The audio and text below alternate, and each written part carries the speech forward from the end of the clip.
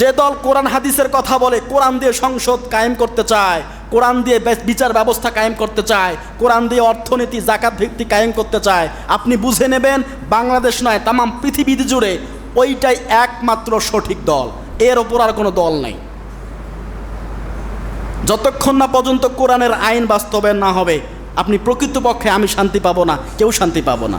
সম্মানিত হাজিরিন, বদরের প্রান্ত থেকে আমাদের এটাই শিক্ষা আসে, যুদ্ধ করার জন্য সংখ্যা কম বা বেশি এটা কোনো ব্যাপার না, ব্যাপার একটাই, মুসলমানদের একতা। যদি আজকে একতাবদ্ধ হতাম, আমাদের ফিলিস্তিনে মা বোনদের ওপর, ভাইদের ওপর, শিশুদের উপর যে নির্যাতন নিপীড়ন তারা চালাচ্ছে, আমরা আজকে তাকে প্রতিরোধ করতে পারতাম। আমরা এখান থেকে কি করব? আমাদের এখান থেকে করার কিছু আছে।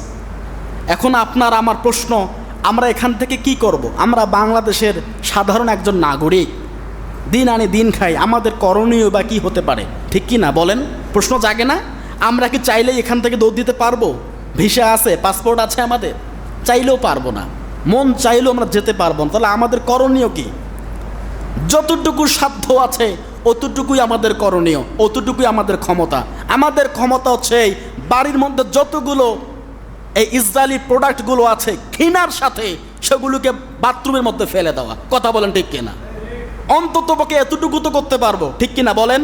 যতগুলো ইহুদির ইসরায়েলের প্রোডাক্ট আছে এই সবগুলো প্রোডাক্ট আমরা বর্জন করব।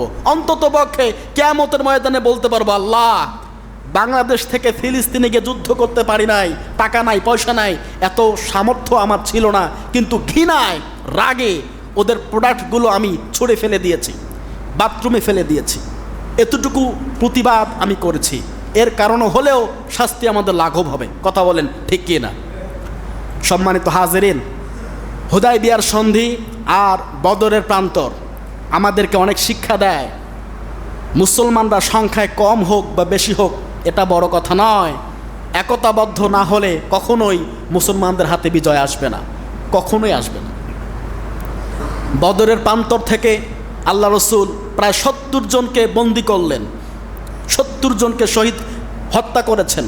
মুসলমানদের সাহাবীদের ভিতরে 14 জন শহীদ হয়েছে। কতজন বলেন? 14 জন শহীদ হয়েছে।